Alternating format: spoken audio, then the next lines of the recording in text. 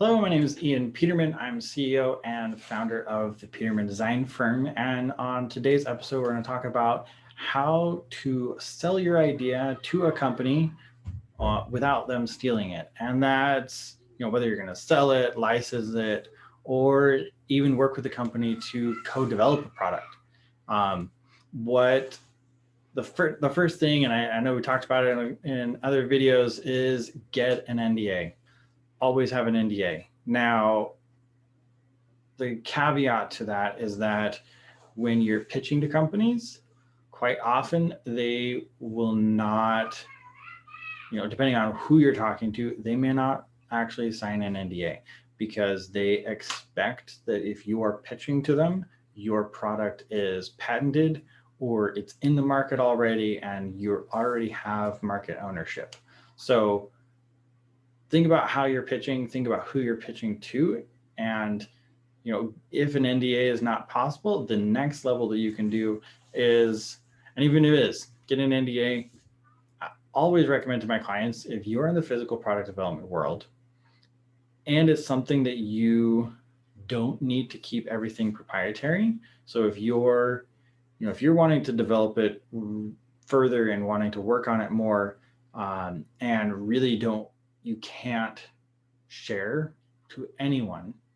And that's, whether it's because your product, you believe that if you were to share it, there's competitive, if you are in a highly competitive space, you probably don't want to do anything until you're ready to launch. So that means you don't even file a provisional patent, you don't file a patent, you don't do anything until you're ready to launch. Make sure you do all the research, make sure that you're going to be able to file a patent, make sure you're in a good position, do all the development, prep all the manufacturing, use NDAs for everything and everyone. But then it also means you're not pitching. So if you're trying to sell the idea, then you need to have it protected in some way, shape, or form. And that comes in either NDA, if the company is willing to, and some brands, they don't. They're not gonna really do an NDA with you because they literally get pitched ideas for free. People send them ideas all the time. They're not gonna sign an NDA just for you. An idea isn't that special to them because there's billions of ideas, billions of people's, billion of ideas, and they're submitted constantly. So you got to think about where you're at and who you're talking to. And the way you can protect that is by getting a provisional patent. That's something that a lot of my clients have used before. They get a provisional patent, they start that process. That way they show that they're serious, and then they show, the prototype or packaging or mock-ups or whatever it is, and they sell. And that's how you pitch, and that's how you protect.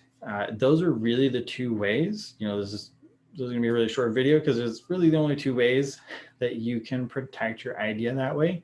The other way, which isn't legally as much protecting, but it is in a way, is that if you launch the product, if you actually go take it to market and you just get it to market, you're first to market, then that gives you a competitive edge and it'll give you something. So you're already selling a product, then you probably don't need protection. You're not going to need to protect it from being stolen because you're first.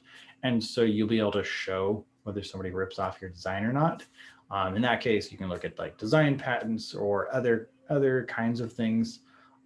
Even depending on what you're trying to protect, trademarks can be helpful, things like that. And this is all, once you get into the legal side of things, get a patent attorney, get a trademark attorney, at least talk to them and make sure that they're aware and can of what you're doing, and so they can advise you in an exact strategy.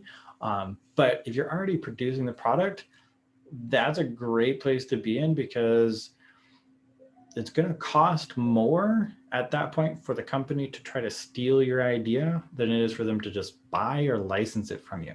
And the reason for that is, in order to steal the idea, they have to reverse engineer what you're doing, create an identical but a little bit different so that they can try to avoid any potential litigation, right? And you can still start a legal battle with them, but they may change it, especially if they're smart. They'll change some pieces of it, but then they have to go through the design process. Then they have to get their own tooling. Then they have to produce the product, and they have to hope to sell. And now they're actually behind because you have the customers. You may not have all the customers. You probably don't have all the customers. That's why you're trying to sell it. But you do have some customers, and the value you bring, like you have just done 2 years of work, or 6 months, whatever you spent, but you spent time in developing, securing customers, proving that the market wants it, and selling the product. And that is a package.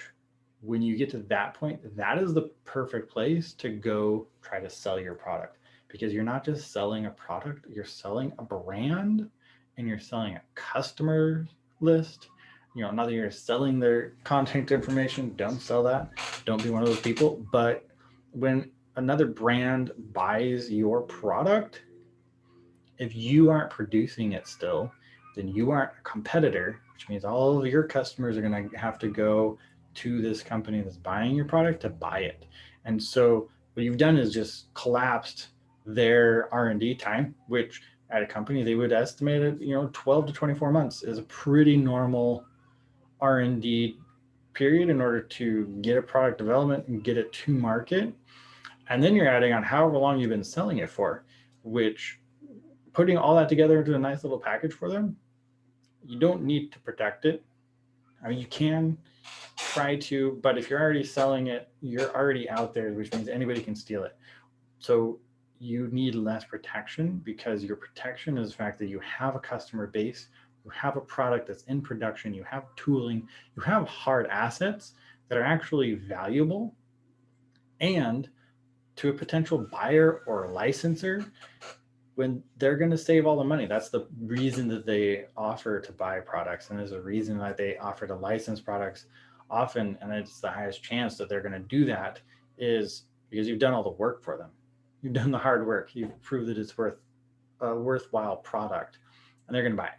So, in that format, you don't even need an NDA. You don't need anything. You can say, here's my product, here's my sales, here's where this is at, this is what I want for it. And you're, from there, negotiation details, probably get an attorney, especially if you're dealing with a larger company, make sure that you still have a good deal at the end of the day. But you have such a valuable package, and it's going to take months and months and months of work, if not years of work, to duplicate what you're doing. Even with a big company, they can move fast when they want to, but it doesn't make for a good name if they just constantly steal everybody's ideas. And it's a lot of work to do that, more work than just writing a check saying, I will purchase this, and then they'll blow it up. That's why Disney didn't try to create a new Star Wars. They bought Star Wars, and then they dumped tons of money into it and are making a lot more money now from it. So that whole purchasing something and acquiring products and IP. So the other way to make that extremely valuable, and I know we're digressing a little bit, but have IP, make it more valuable, make it a sweeter deal, and they'll want it. So I hope that helps and gives you some information on how you can sell your product to a company with, and keep it protected and not have it just stolen.